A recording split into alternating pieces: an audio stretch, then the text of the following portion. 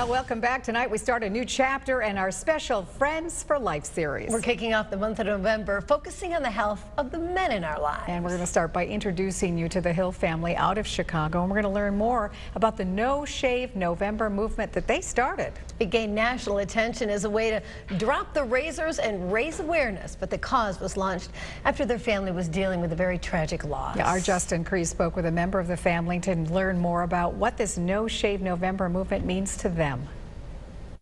For the month of November, you will see them grow and grow and grow. No Shave November is a movement that has swept the nation, from New York to LA and everywhere in between.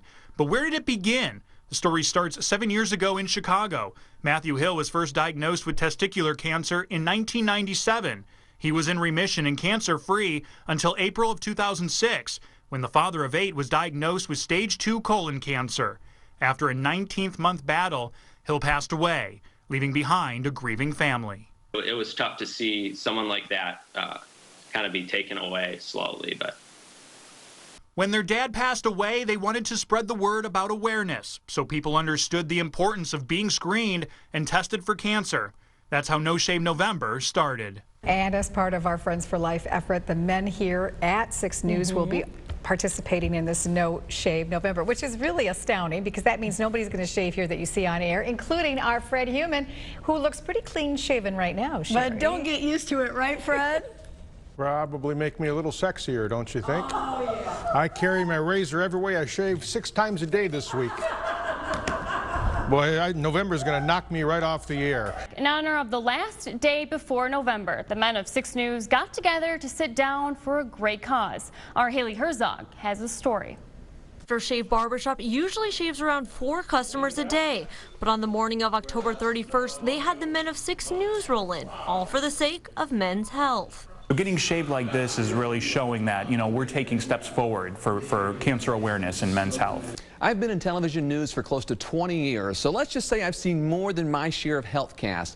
Of course, there are stories on health and obesity, so I can't tell you how many times I've seen this kind of video. It's what you typically see when you watch a healthcast, and it's a story about obesity.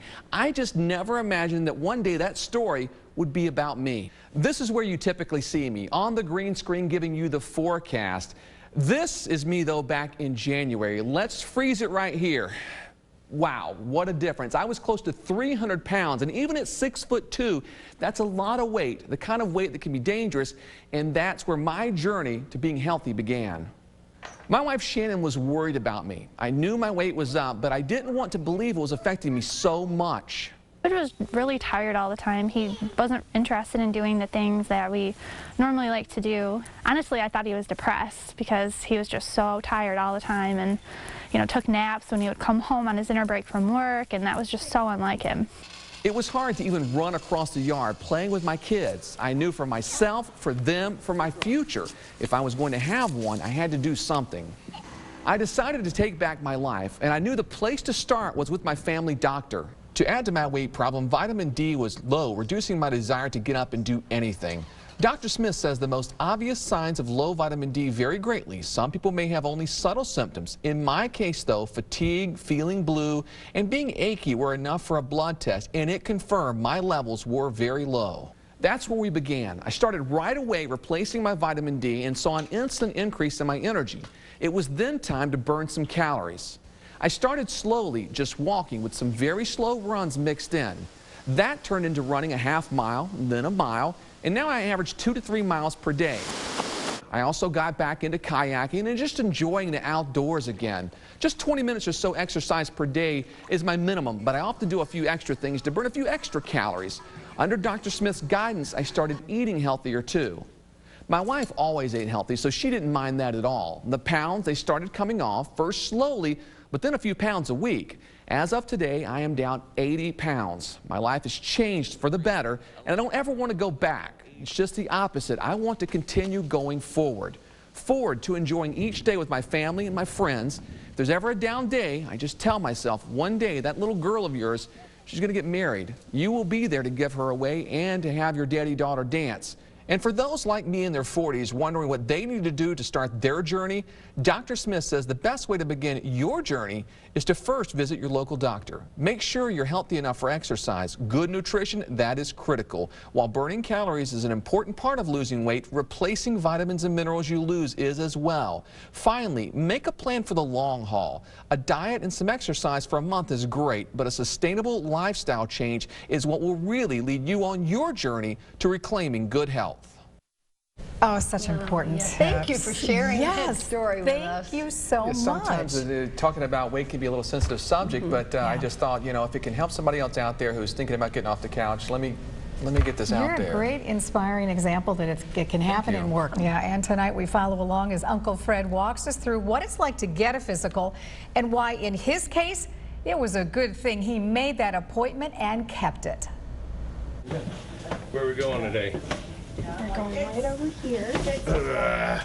Most of us middle-aged men usually groan when it's time to go see our doctor. Many of us don't bother groaning. We just don't bother going. I'm going to have you swallow for me, Fred. That's good. Dr. Tom Jameson has been a practicing physician for 43 years, all in Lansing. Several of his years here, he has served as a team doctor for various local high school athletic teams. He is also my family physician, who started seeing me in 1981. It's called a palmomental reflex. Palmo who? Palmomental. Oh. Jameson says it's important for men of all ages to keep an eye on their health and have regular physical checkups. Well, they're very important, especially starting some people at the age of 20, other ones at the age of 30, some at the age of 40, but depending on family histories. But everybody at least should start with the age of 40 to start having an annual physical exam. Yes, once we hit 40, it's imperative that we do it every year. But middle-aged men are by and large reluctant to schedule yearly checkups. We seem to have a lot of excuses. We're too busy, we can't get time off work, we don't like doctors, blah, blah, blah, blah, blah. I know a lot of guys my age that haven't seen a doctor in 15 years. How much of that do you run into? Because that stuns me. Well, it's common. The problem is they may not have someone that's confident that they can go to. Some people just wait for something to happen or a symptom to occur. You know, one of the common things would be the cardiac issues. You know, sometimes somebody will come in and think they're resilient to everything, and they may have a cardiac issue going on that needs to be dealt with immediately. Such was the case with me. I woke up one morning in early June with chest discomfort. It only lasted about an hour. I should have gone to the hospital immediately. Instead, I went to work. I played the denial card. I saw Dr. Jameson 4 days later. He sent me to a cardiologist immediately. There, I failed a standard stress test, was hospitalized, had surgery the next morning. A stent was placed in my heart to correct a 90% blockage in one of my valves. Had I not listened to Dr. J and not gotten the checkup, most certainly I would have suffered a heart attack. I was one of the lucky ones. I am now on daily medication and partake in regular cardiac exercise at least 3 days a week, should be going 6 days a week. I am not in perfect health, but annual checkups have so far kept me out of serious trouble. And this is called the mind-muscle connection, okay? Ready? 1, 2, breathe out, 3. Other than 2 or 3 pounds overweight, how am I doing? You're doing pretty good. You got through an issue that you know about, and you're doing great from that, and you're doing great with your recovery on your knee, and plus you're listening to directions to follow better health, and you're doing a good job with it. Picture of health, right? Picture of health. For many years, it always seemed like pulling teeth to get my husband, Kip, to go to the doctor. First of all, he's always been in pretty good health, so if he got sick, like a lot of guys, he'd just stay home, suck it up, and let it pass. Kip. Nice to meet you. You too. Come on.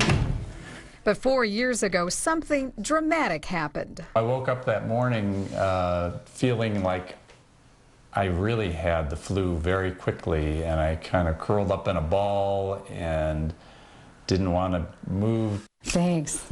You know, 4 years ago that morning, Kip would have gladly stayed in bed. But when I looked at him, something just didn't seem right.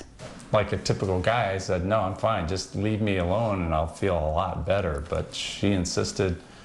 She brought me here. Here, to the office of Dr. David Paussat in East Lansing. Takes a deep breath. It took Dr. Pauset less than 5 minutes to determine that Kip had more than the flu. He immediately called the emergency room in town to make sure that Kip got seen right away. After many hours and many tests at the hospital, we found out that Kip had adult-onset type 2 diabetes. We had no idea. His blood sugar that day was sky high, enough to put him in a diabetic coma if left untreated. Certainly the flu can show up with a lot of symptoms of diabetes. It was obvious to me as his Right. wife, because I was thinking, I've seen you with the flu before, and there's something off here.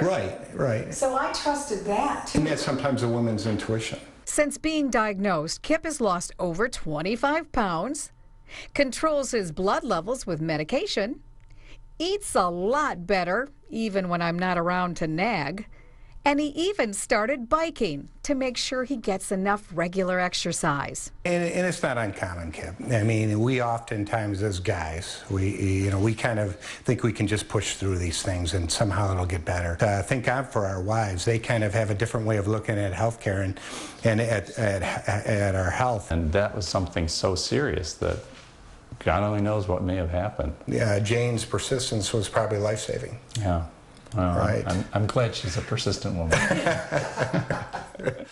And I'm glad that Kip listened that day when I lovingly said, "Get your butt in the car."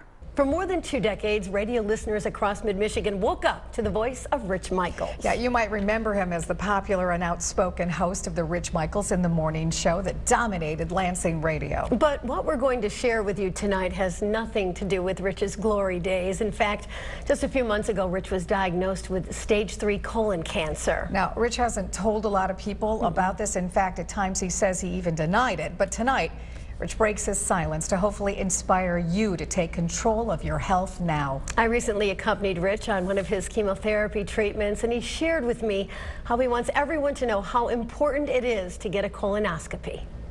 Tell you what, can you call back? For years, this is where you could find Rich Michaels, in front of a microphone, playing music and telling stories that entertain listeners around mid-Michigan. But now, he's telling a different story, one he hopes will save lives. You learn you're not immortal. Yeah. You know, this is a wake-up call. And a very serious wake-up call at that. It started last March. After losing 2 people close to him, Rich decided to get a colonoscopy, even though he wasn't having any health problems. I think I want to do this test. I don't really want to. I've heard about it, and guys are always, when it comes to colonoscopies, are like, yeah, there's nothing going back near there. That's an exit, yada, yada. Well, you know, you need to lose that. That's just plain ignorance. But when the test was over, the doctor delivered news Rich was not prepared to hear. They had found a tumor, and he was diagnosed with stage 3 colon cancer. Your first reaction is you're absolutely horrified. When you hear the C word, everything just completely crashes. But then you learn that you're going to learn about it and you're going to fight. I've always been a real tough outer shell, and you hear cancer and you just figure, well, that's the end. But with the help of his doctors and a stringent chemotherapy treatment, Rich is fighting back. Colon cancer is one of the most common forms of cancer in men, but it can be caught early with a colonoscopy. You know, I tell people, gee whiz, you have this prep, and yes, that's awful. It's awful for everybody. But if you get a clean colonoscopy, you don't have to do it again for 10 years, unless you have a family history. But if you don't get a clean colonoscopy and you have polyps, thank goodness they can take them out. It's better to know about this early and have good chances of prevention than once symptoms show up and then you can't. So, you know, be a man and face it and take it head on. Despite his diagnosis, Rich says he's glad he was proactive and says it's just another mountain for him to climb. To me, I'm looking at this as staying optimistic, and absolutely, we nailed it, and this is going to reduce the chance now that we caught it rather than later. That's right. We're doing everything we can do to make your chances as good as they can be. 40 years ago, testicular cancer was a death sentence. Nearly 90% of testicular cancer patients died because it's such a fast-moving form of cancer. But today, it's an entirely different story. Not only do 95% of testicular cancer patients survive, the majority are cured of the disease. And it's all thanks to one drug. And get this, it was developed right down the road at MSU. And I still look back like, what just happened? It's been a roller coaster ride for Tyler Navin and his family. Just last spring, after battling unexplained back pain, he got a diagnosis he never saw coming. I did a x-ray on my chest because I also was having some chest pain, and that's when my family doctor was like, whoa. Stage 3 testicular cancer was quickly taking over Tyler's body. But as he, his wife, and 3 daughters faced the fear of cancer together, some good news. Testicular cancer can be treated and even cured quickly thanks to a so-called miracle drug. When we see a patient with testicular cancer, say, hey, we can do a good job for this patient usually. Dr. Muhammad Hamdan is the Sparrow oncologist who treated Tyler. He says a chemo drug called cisplatin helped save Tyler's life. This is like the penicillin-like for oncology. While cisplatin is used to treat numerous forms of cancer, Dr. Hamdan says the cisplatin regimen is a game changer for testicular cancer, in some cases eradicating tumors almost immediately. After the first treatment, back pain was completely gone.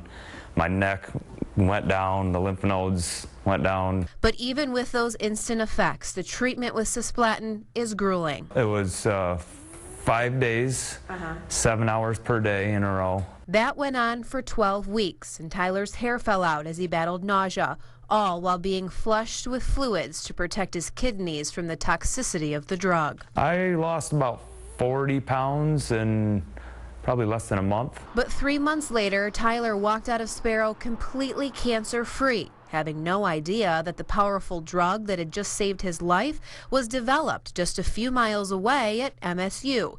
The brainchild behind it, this man, Barnett Rosenberg. He apparently came out to the crowd of graduate students and made a comment to the effect that I've just found a new anti-cancer agent. That was 1965, and just 3 years later, cisplatin, a platinum-based drug, was shown to shrink large tumors. It was a very exciting time, as you can imagine. James Heschley was an MSU student during the cisplatin discovery era, then later worked alongside Rosenberg in his lab. From 1968 to 1972, Heschley says Rosenberg's lab on campus was buzzing as a team of scientists worked to develop the drug and send it to clinical trials. Trials it almost never passed due to its toxicity on the body. That was my role. I was to do the distribution studies and where did it go and what organs did it hit and how long did it stay. Those findings showed cisplatin to be especially lethal to the kidneys. Heschley says they feared the drug would never be approved by the FDA because of it. But then another major discovery, as a study on cisplatin showed, when paired with 2 other drugs, the effects on testicular cancer were astounding. Cisplatin saved testicular cancer, but testicular cancer saved cisplatin. And now, decades later, cisplatin continues to be the backbone of treatment for testicular and many other cancers. I would say 60% of cancer utilize cisplatin one way or the other. It's been an amazing success story. A success story that's saved countless lives, including Tyler's. Today, just 4 months after his treatment ended, he's healthy, back on his bike, racing more than 30 miles at a time, all while realizing every moment he has with his family is a gift. I keep hearing these stories of friends or friends of family that have cancer, and sometimes it's like, wow, why am I the lucky one? He's an adult. We can't call you up. He's an adult. The moment TJ Warshevsky turned 18, the fight to beat his anorexia turned into a fight to save his life. TJ walked in to the doctor, peace out. You know, he doesn't have to tell him what he weighs. He doesn't have to go. You know, I can't find out what he weighs. Nobody will talk to you as a parent because he's 18.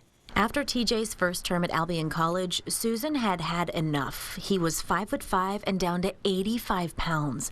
Knowing how important college was to TJ, she refused to continue paying for it until he went to a residential treatment program in Wisconsin. After 2 months, TJ gained 20 pounds and said all the right things in order to go home. That's what this illness does. He did go home. He shouldn't have. And it didn't take long before TJ was losing weight again. His body, his mind, and his effort was fading away. 2 more stays at the treatment center failed.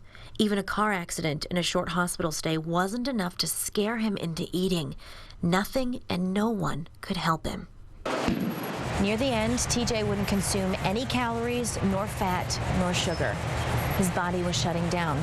And soon, this once active athlete doing 1,000 sit-ups a day, spending 4 hours at the gym, hours playing sports, taking a full load of classes, he got so weak and so frail that walking up the stairs, carrying a platter of food, was just too much. And after a semester at dental school, Susan got the phone call she'd been fearing for years. I started screaming, and then my sisters said, no, no, no. She knew right away. And everybody started screaming and crying, and I tried to his last breath to get vitamins in him, but it was too late. He didn't make it. His heart just had enough. He couldn't survive it anymore. TJ died doing sit-ups. He was just 22 years old. It was Valentine's night. When they called me and said, you might want to come and see if you want an open casket, you know, when I went to hug him, they had stuffed his suit with newspapers. You know, so he crinkled, and it was awful. Today, Mark Burgett is strong, robust, and looks pretty much like any other guy. Otherwise, I'm good. Okay. Golf game's okay? Yeah, I could use some help. It was during a round of golf in 2008, just about a month before his 49th birthday, when Mark noticed something on his shirt. He thought he'd been a bit of a klutz and spilled something, but it wasn't that simple. Far from it. He hadn't been ill, had no reason to think that something wasn't right, and he never expected the news he received. You know, you're a man and you're getting the news that you have breast cancer. Breast cancer. It even surprised his doctor. He was very much surprised because it's just very rare in men under 50 years old. Male breast cancer, 2,300 new cases will be diagnosed in this country this year. 440 men will die from the disease, according to the American Cancer Society. It's 100 times less likely to occur in men than women. Only 1 man out of 1,000 will contract breast cancer. Mark's illness set off the usual emotions with a cancer diagnosis. Then came the same treatment that women who suffer from breast cancer go through. It's exactly the same. I had a mastectomy. I had the chemotherapy, the same chemotherapy they'd give a woman. Mark was active, otherwise in good shape, had a positive outlook, and even took it head on, as this was something he had to go through to get well.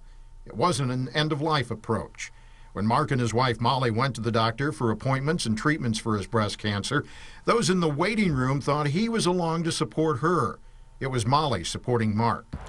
But we're men. We're tough. We think we can stick it out. We balk at going to doctors. We rustle bears. We cut down trees. We go hunting. But when it comes to side effects, there shouldn't be any problem in handling that, right? Doctors told the parents of Justin Cree that they should start preparing for the worst when he was airlifted to the hospital after he had a stroke almost 7 years ago. Now tonight, Justin shares his story with us so that you and your family know the warning signs. Terrifying.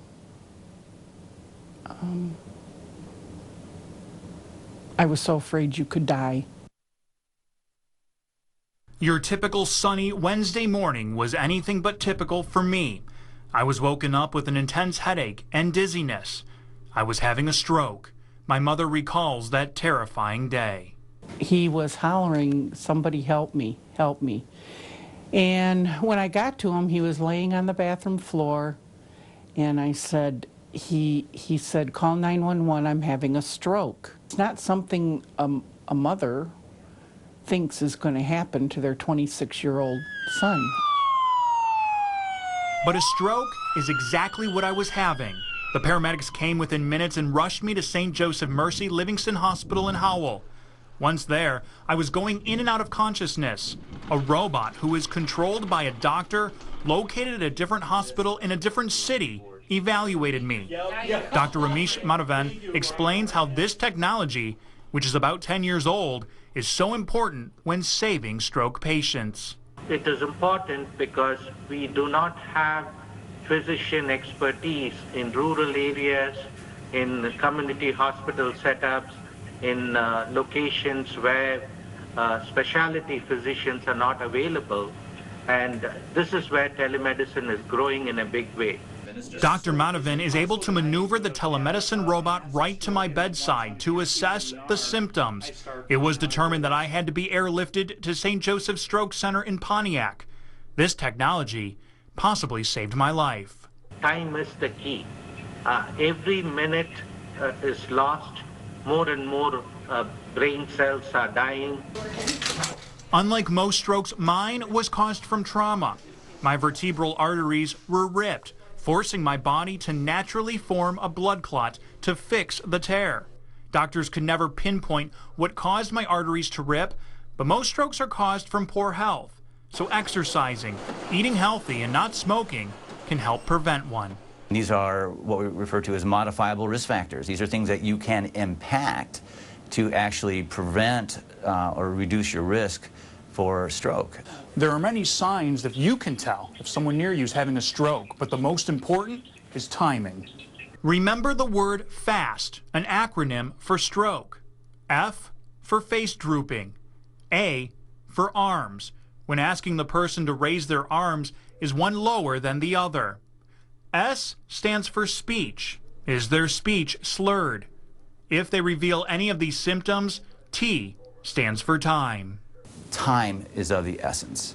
It is what separates what we had been doing remotely as let's see how things go to we actually have a plan of intervention that can definitely make an impact. As the turkey, cranberry sauce, and mashed potatoes get passed around the table this Thanksgiving Day, I think back to that day in July 6.5 years ago and realize having good health, a family, and a team of doctors that reacted fast